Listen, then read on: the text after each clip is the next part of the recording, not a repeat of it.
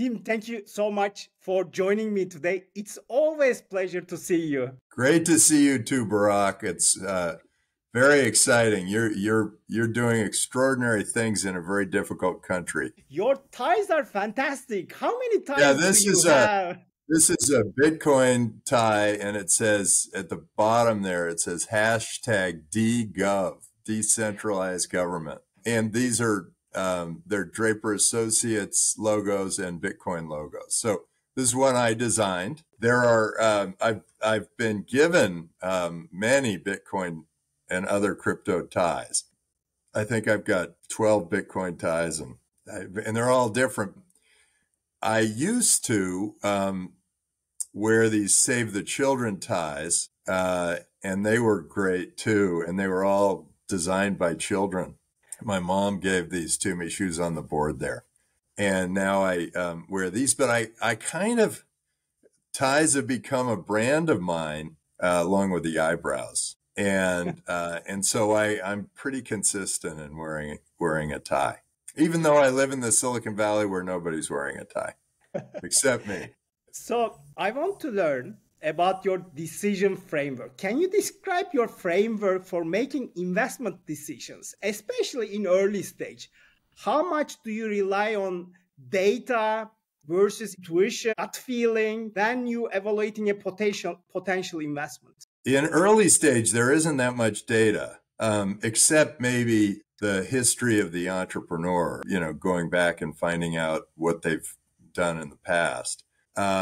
But there is a lot of instinct, and it's difficult, although easier, to evaluate an entrepreneur via Zoom calls.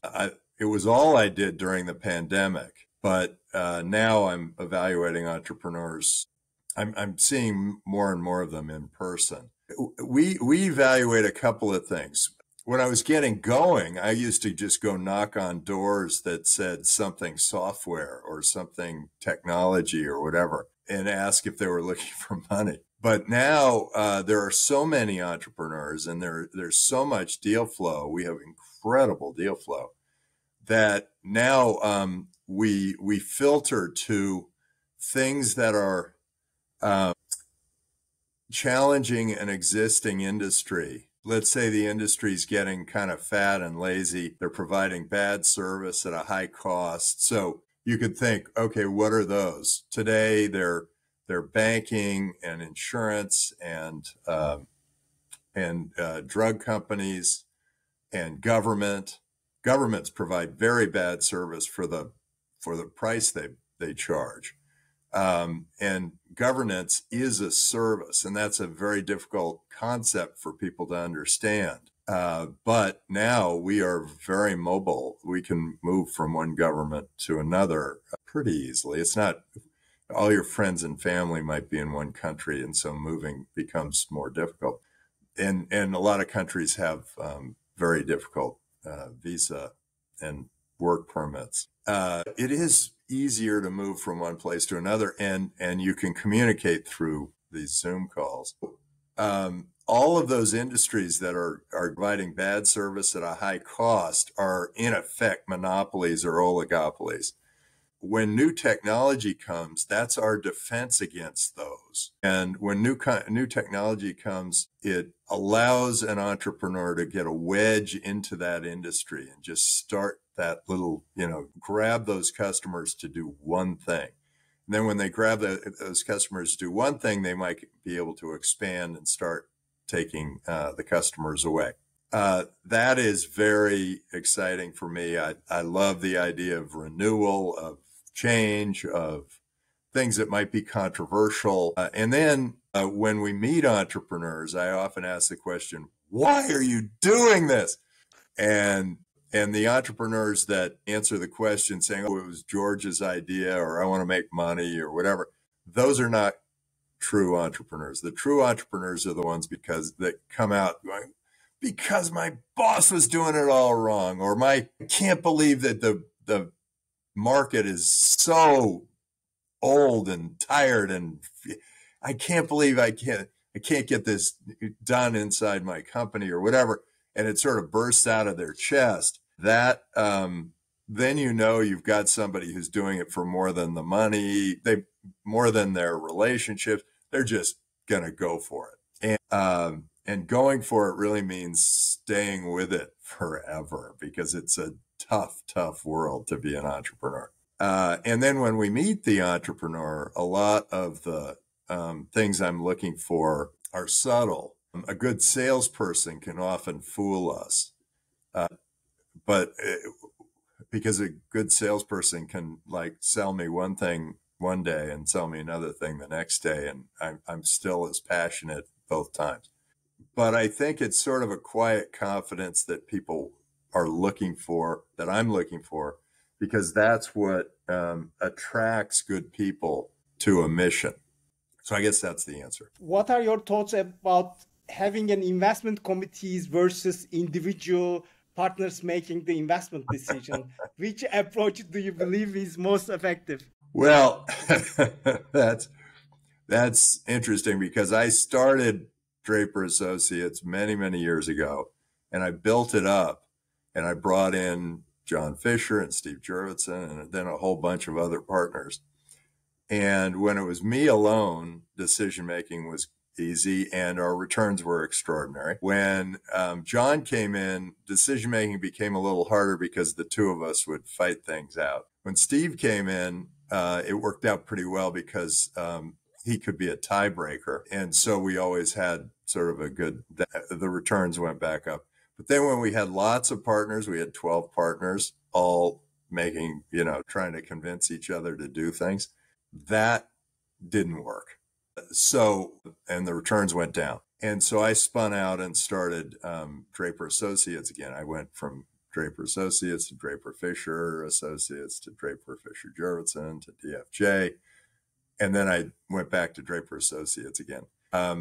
And with Draper Associates, I make the final call, but I did value the partner meetings, the decision-making process of having a lot of people around the table discussing things. It's just that now I make the final call and the returns are sky high. I would say in general, 1 to 3 decision makers is probably the best, and probably 1, because then you can take all the heat for making a bad decision, and you can take and then you can give credit to the whole team because they really were responsible for the good things. I think that for venture capital, the reason 12 partners doesn't work very well, at least at early stage, is you're trying to catch the excitement of an entrepreneur. In general, when an entrepreneur is doing something somewhat controversial, only 2 out of the 11 people are going to be for it. And if those 2 can't convince the other 9 to do it, it ends up that you lose these really great opportunities. And so I do think that venture funds with 1 decision maker are probably going to venture funds with more than 4, more than 3.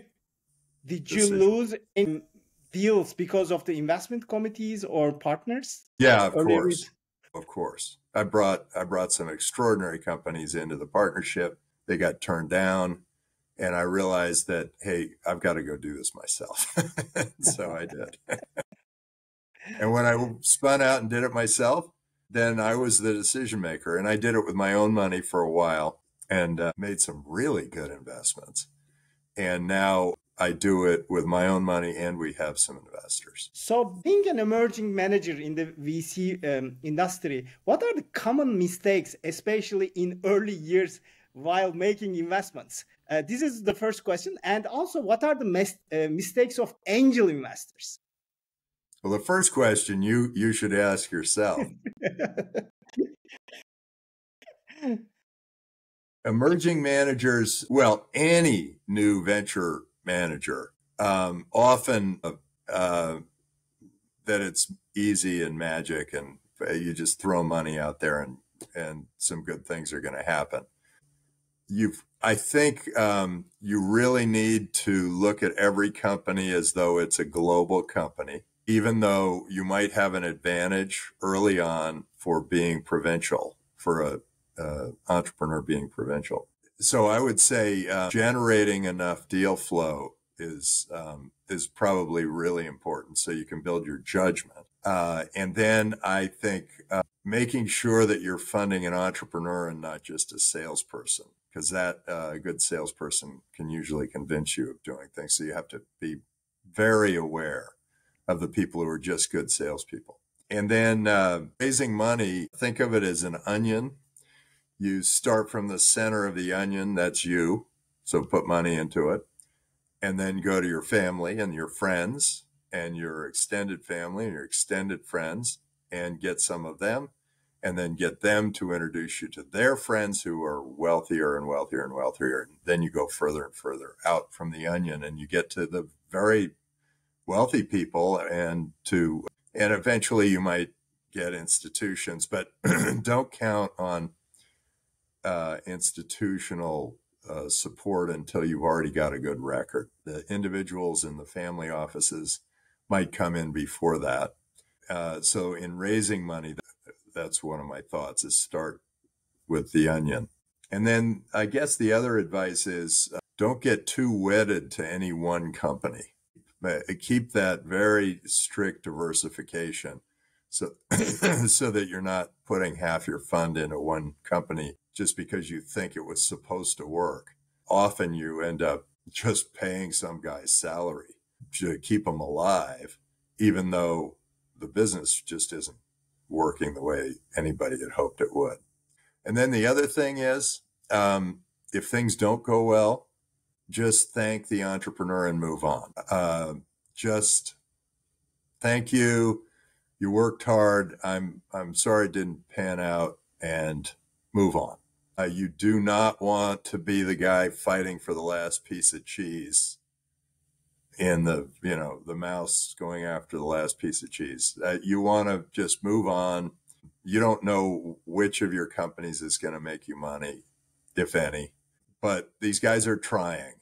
And you got to give them credit for trying. They're in the arena. They're doing what they can. They're making something happen. And some of them don't have the skill set to make everything happen. One good test for an entrepreneur is if they can, if a big wall is put up, how they maneuver the wall. Do they have a way of digging under it, jumping over it, going around it? That, I think, a good test. Maybe I'll come up with a question that's a good test for the wall. And then just start to see, are you, because if they are, I don't know of any really great entrepreneur that is a go along, get along kind of person. They all will break down the wall, blow up the wall, run around the wall, dig under the wall, jump over the wall. It's those people that you want to back. So from your experience, especially, how do you assess the potential of the emerging markets? It was you were investing probably globally, but emerging and developing markets has different cultures and different mindsets. How do you assess them? It's interesting. I've learned something as I've traveled around the world, that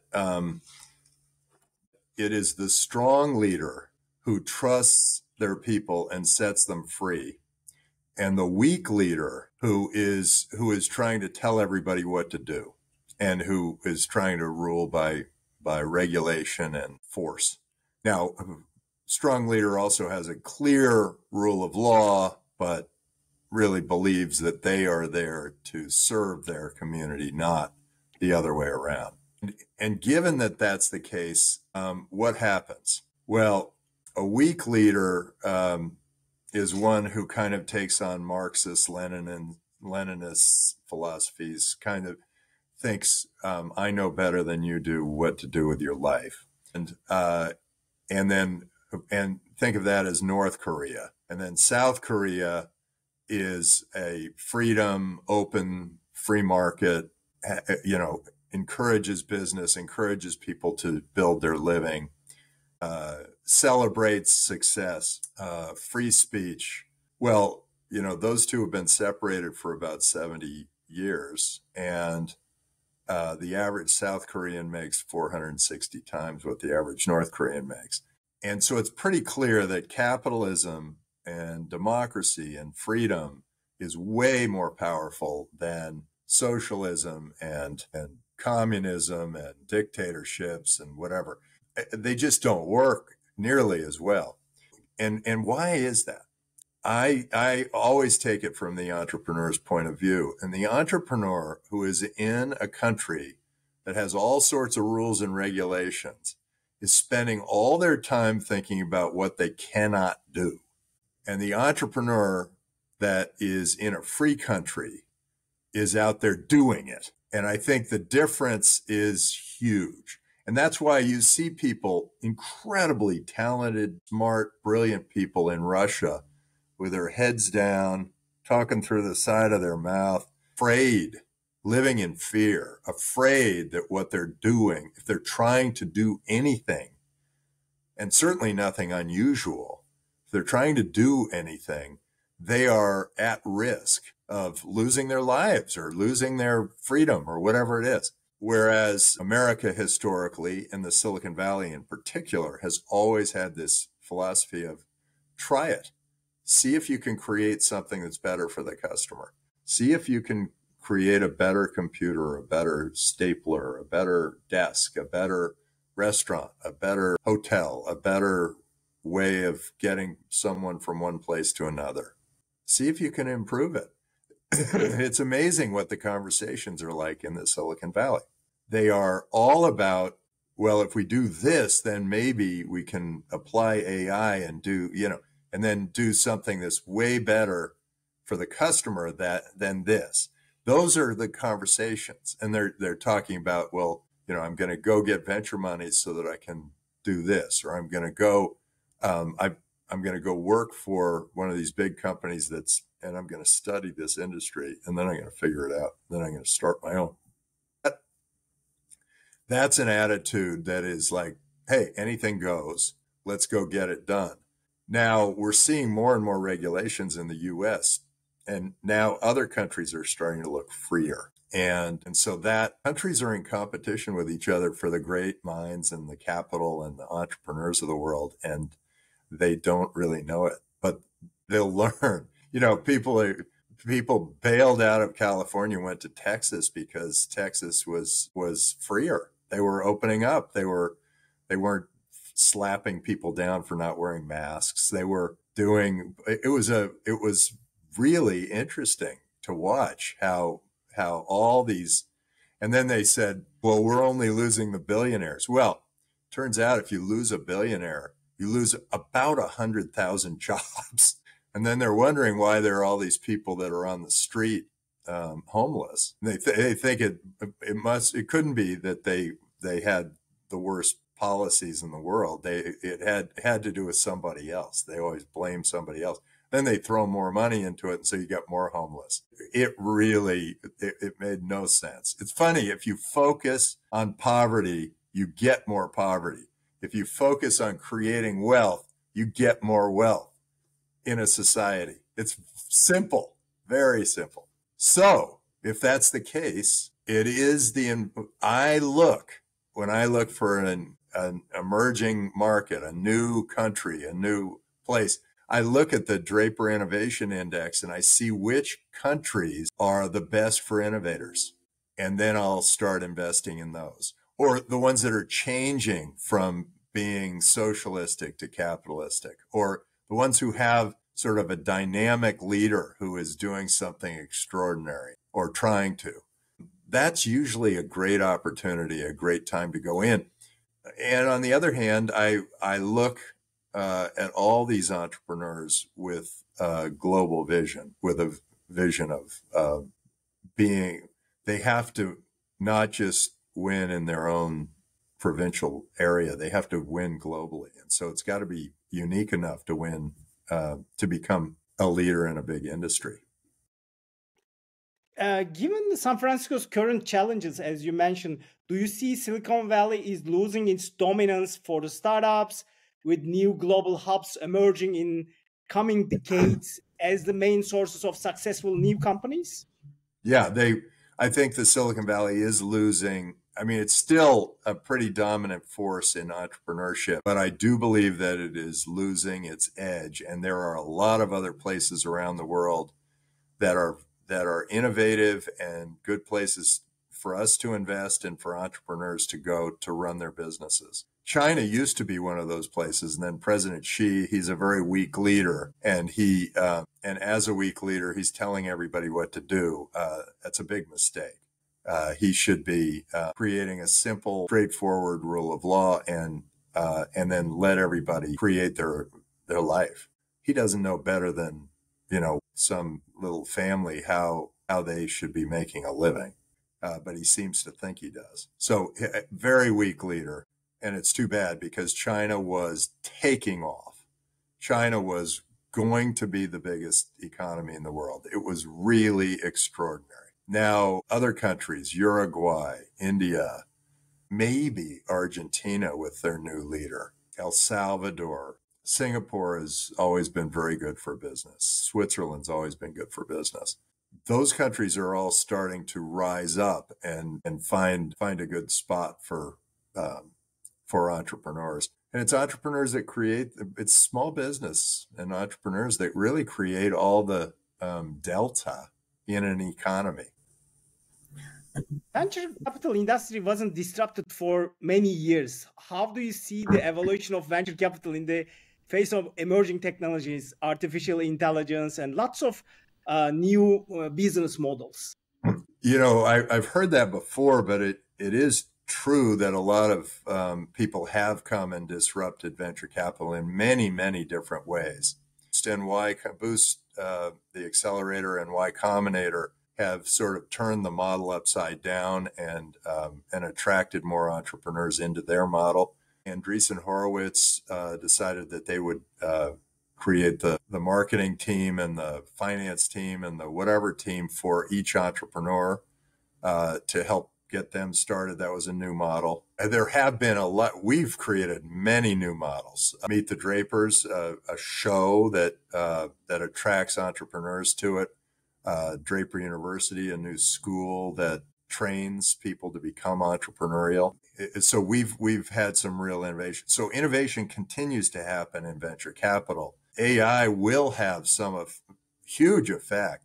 I'm using AI in many, many ways. In diligence, AI is we used to use search, and now all we do is use these applications that allow you to explore what else is going on out there.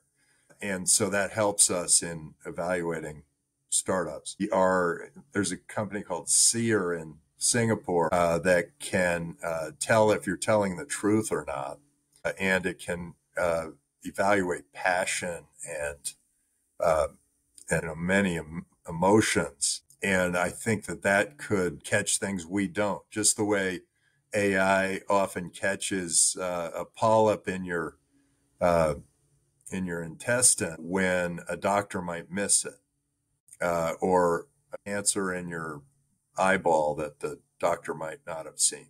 And so I believe AI is going to transform just about every industry in some way or another.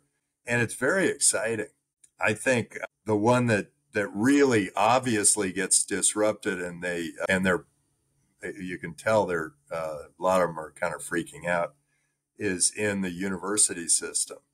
Because if you got 10 professors sitting around a table, 2 of them are saying, wow, the admissions office has done a really good job. These essays are fantastic. And 6 of them are saying, get rid of this ChatGPT. It's a disaster. It's ruining our way of life, and it really, it's forcing them to think about changing. And then 2 of them are saying, wow, somebody just invented something as powerful as the printing press.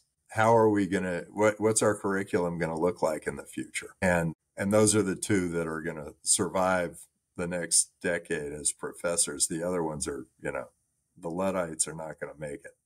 So I think I think education, past, as soon as you can read, AI is going to be a huge thing. In fact, as soon as you can talk and listen, AI is going to be a huge thing. I've already got an AI of me that would, who knows, this may be the AI of me. You never know. No, but it'll have a watermark on it. But I have an AI of me, and that's going to be a part of Draper TV, our network. And it's going to, announce how some of our companies are doing and what's going on in their press releases and all that stuff. So I think AI is going to be huge. It's going to be huge. You mentioned about you go get ahead. these waves every once in a while. And I'm sure when the printing press was invented, that was a big wave. When the computer came along, that was a big wave. When the internet came along, that was a big wave. When marketplaces came along, that was a big wave, like Uber and Lyft. And then when Bitcoin came along, that was a big wave and continues to be. That's going to ride for a long time to come. And now AI, that's going to be a big wave. And they kind of come up, come down, and then they change the world. So it takes years, many, many years, because people have to adjust. They're going to go, they all go through this, like everybody thinks it's the greatest thing in the world, and then everybody thinks it's the worst thing in the world, and then all of a sudden it's a huge part of our lives. And it goes So where much do you bigger. see the biggest opportunities in crypto and over the next 5 to 10 years? And also, I think we are coming to $100,000 range in the Bitcoin price. So, I look at things backwards sometimes. One Bitcoin is worth one Bitcoin. When you look at Bitcoin against the dollar, the price just keeps going up. Well, it kind of goes, but generally it's going sort of way up. If you put the dollar against Bitcoin, you realize that the dollar is becoming worth less and less and less and less over time. I believe that when I can buy my food, my clothing, and my shelter all in Bitcoin, I can pay my taxes in Bitcoin. I'm not going to need dollars anymore. I'm not going to want to hold dollars. There will be no reason to have dollars. It'll be like when in the U.S. they had a civil war, and the war was between the North and the South, the Union and the Confederates. And there were Confederate dollars and there were Union dollars. And when the Union beat the Confederacy in the war, the Confederate dollars were like hot potatoes. They were trying to get rid of them. My dad, when I was about 10 years old, gave me $1 million of Confederate money. And I went, $1 million? What can I do with this? And he said, nothing. And that was a message to me to realize that there are going to be currencies in the future. My guess will be there'll be fiat currencies that are going to be like that Confederate dollar. And I'm sure, in the Greek drachma, I don't think anybody wants those anymore. The French franc, I don't think anybody wants those anymore. And there will be a time when people say, well, no, of course I'm going to, I'm only accepting Bitcoin. And because they know that has a value and that value continues to increase, and that it's not subject to political whims. It's not subject to somebody just going and saying they want to print money. I don't know if people understand what inflation does, but I think the middle class in America does. When Trump spent $9 trillion, all those dollars that we had are worth now 75 cents. And it's like, you just basically took a quarter out of all of my dollars. And people they kind of going, oh yeah, inflation. What is that inflation thing? Well, that's what it is. It's political forces that print more money. And if they print more money, your money's worth less. If you have Bitcoin, you know exactly what it's worth. One Bitcoin worth one Bitcoin. And then other cryptocurrencies, I'm very enthusiastic about other cryptocurrencies, but I do believe that Bitcoin will be the standard. It'll be the Microsoft. It'll be the IBM. It'll be the Google. It'll be the one thing where everybody kind of centers their commerce around. So do you just think the way it was. Microsoft, they had this. I see my eyebrows going crazy. It happens. In Microsoft's case, they had an operating system, and they said, hey, build applications on the operating system, just, whatever. And then they build all this stuff, clip art, little games, little stuff.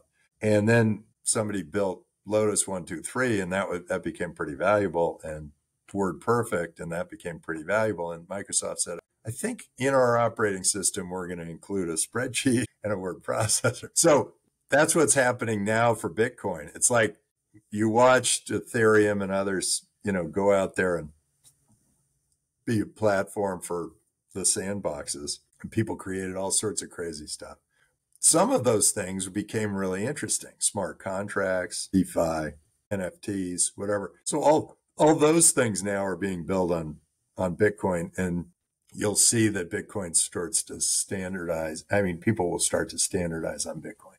And so that's why over the since the last time Bitcoin was here, it has increased in value more than all the other ones. So as a percentage of cryptocurrency, Bitcoin's bigger, even though there have been more cryptocurrencies created. And that's because there's this consolidation that happens where people go, yeah, I'm a retailer, I'm going to accept cryptocurrency. Well, I'm going to accept Bitcoin. They don't say they're going to accept Polygon or whatever. Although Polygon's quite a good coin. What crypto regulations do you think that necessary and helpful versus restrictive and harmful?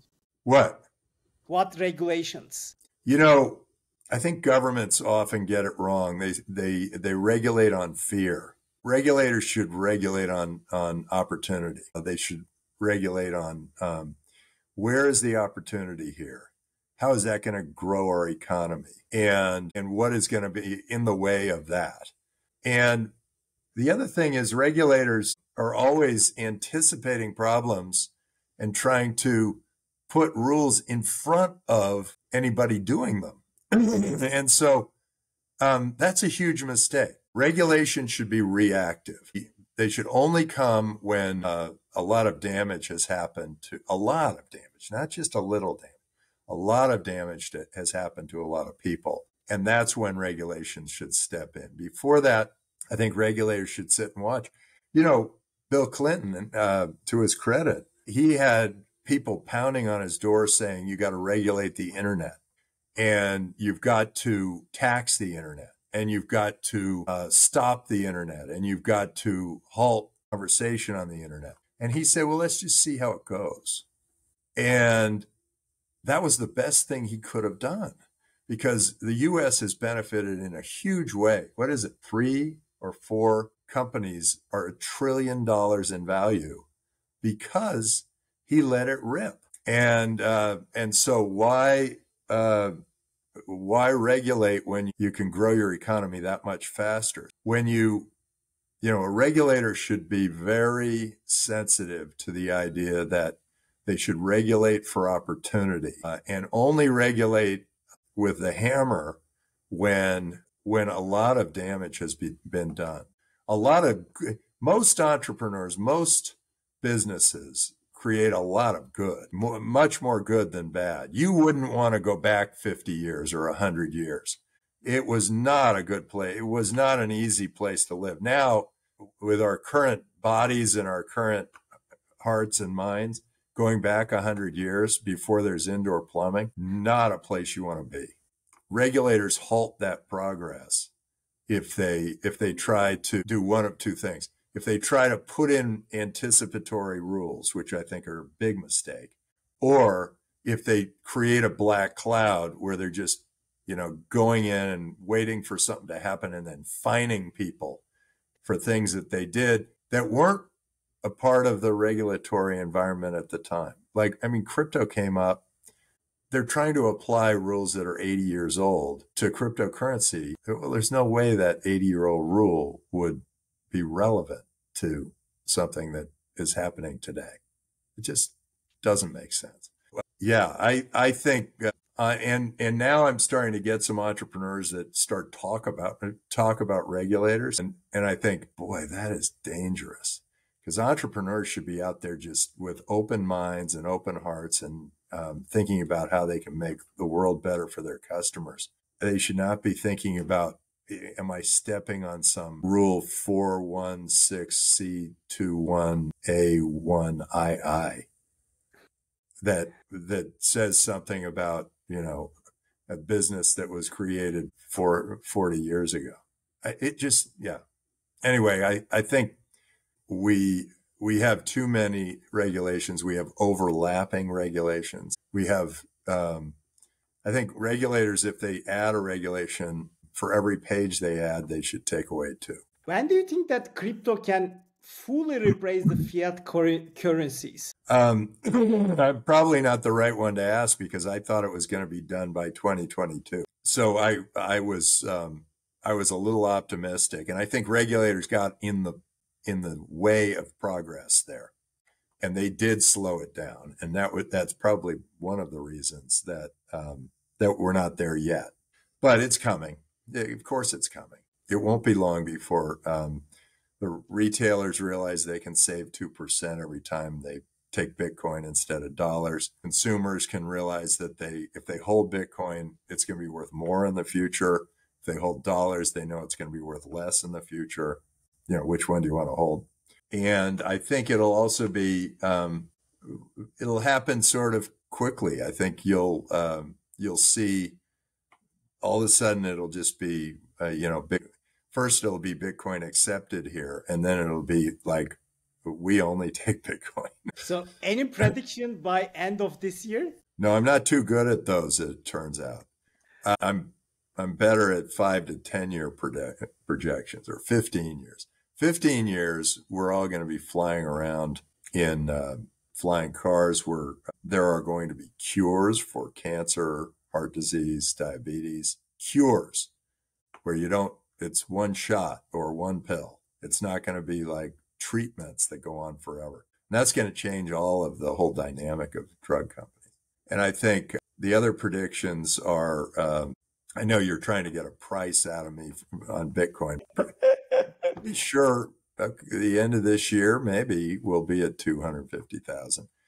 It feels right, but I don't think I want to make the prediction because the problem is everybody asks me now because I was right once. I said when Bitcoin was 180, I said Bitcoin will be 10,000 in 3 years. And almost to the day, Bitcoin hit 10,000.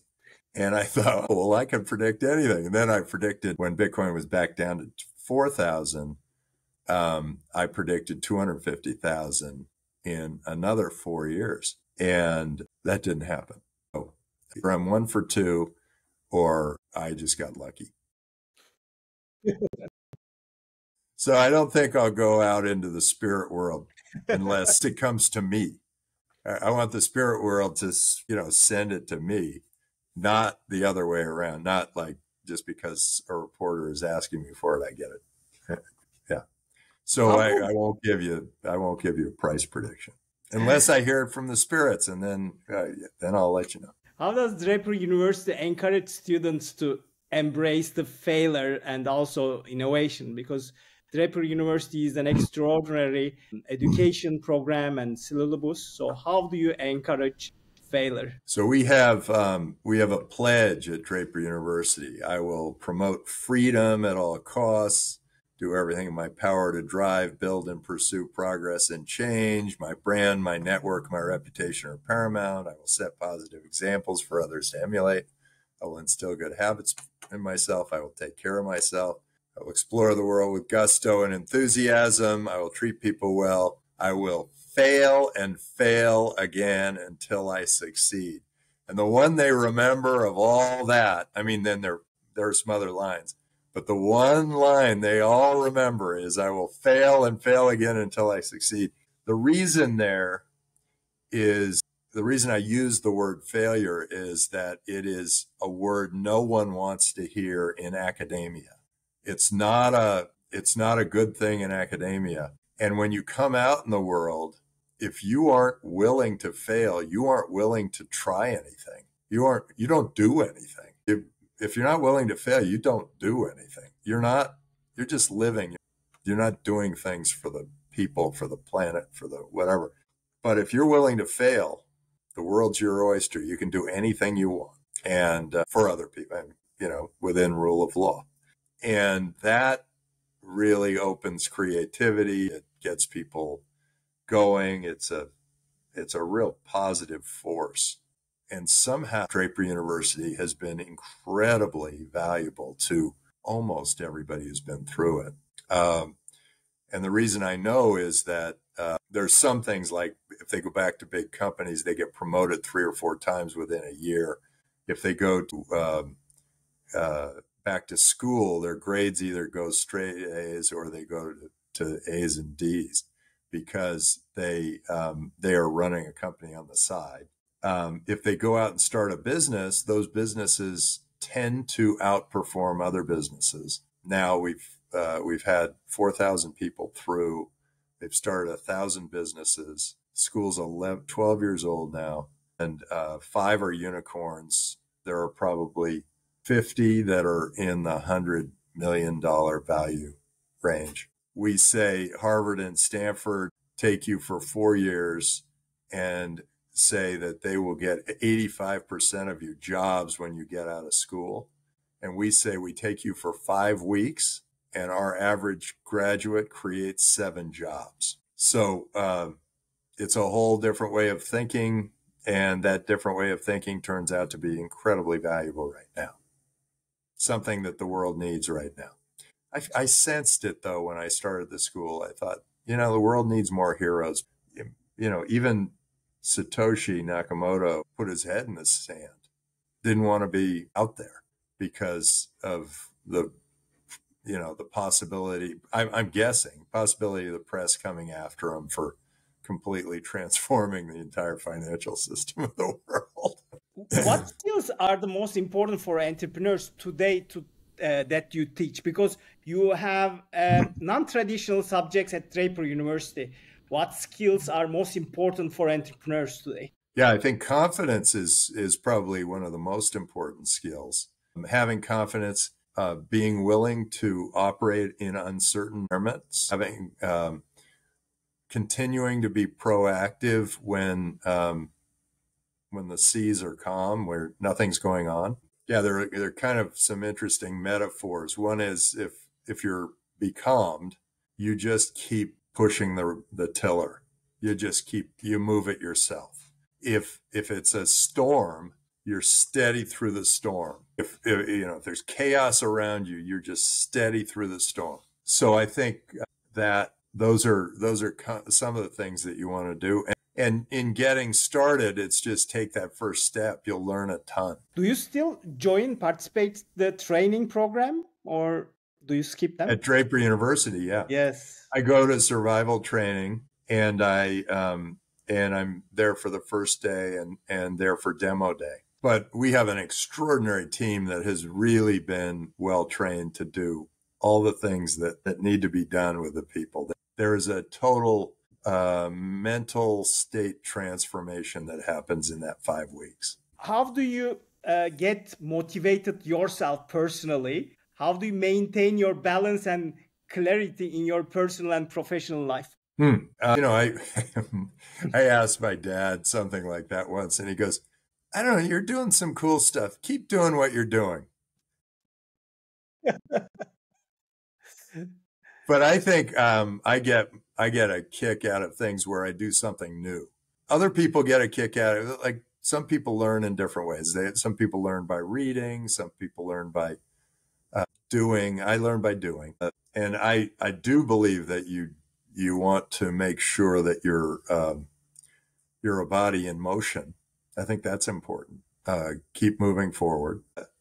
And then if things get a little out of whack, it's not a bad idea to meditate. Take a little time, put yourself in a little, quiet spot, and then let your mind go free for a while. That can actually do some really good things for you. And then, it's okay to worry about what other people think, but if you know that you're doing something that's going to be really good for people in 5 or 10 or 15 or 50 years, it's okay to be for them to think you're a little crazy. It's okay. You just have to have the confidence to go all the way through it. And at the end, they'll see the light and they'll all think it was their idea. But there's some real beauty to it. So if you know you're on a track to really transform the world, you got to make sure that you have the confidence to follow through, and that will increase as your success continues. Keep building your business a little at a time, and then there will be moments where all of a sudden you're an overnight success, and then just keep innovating from there. Keep improving the world for your customers, and then everybody will be better off. You'll get more customers. Is there any fun fact nobody knows that you can share about yourself? Well, I know that I've had the question before, and so that fun fact is already out. Well, recently my daughter she met a psychic who's actually a real psychic and made me go talk with her. And so my mother's been dead for 5 years or something. And I communicated with my mother. So there you go. There's a fun fact no one's heard. But it was really wild. Like, what? How can you do this? What's going on?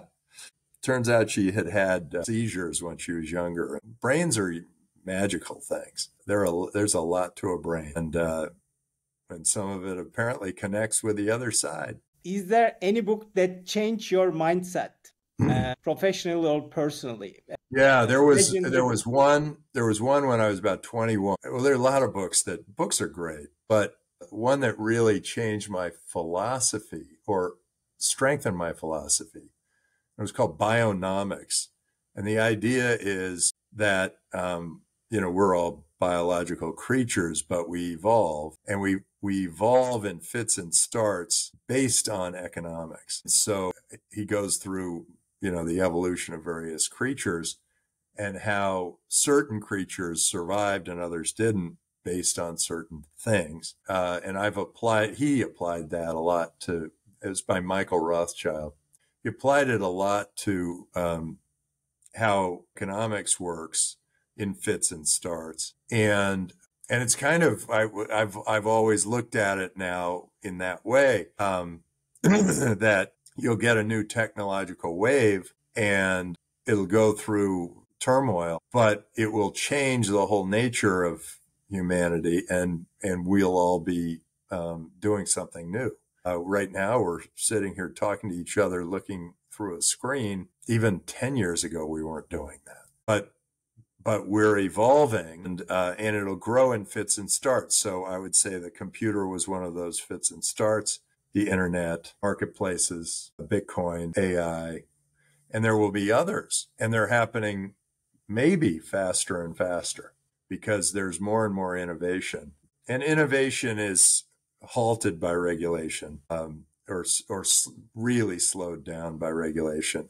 So regulators should be aware of that you want more innovation. And as a result, you want to really be very careful and very slow to apply some regulation that's going to affect, in the US, 300 million people, but around the world, it's 8 billion people who are affected by some little regulation that some guy does. Be very careful about that, because you can harm the world in a big way by creating a regulation that halts innovation. Tim, this has truly been an inspirational and insightful discussion. Thank you for sharing your wisdom and experiences. Once again, thanks, an amazing episode. Thank you very much. Great. Thank you, Barack. And send me a link. That'd be great. I will do that. Thank you very much. Okay. I can't get off and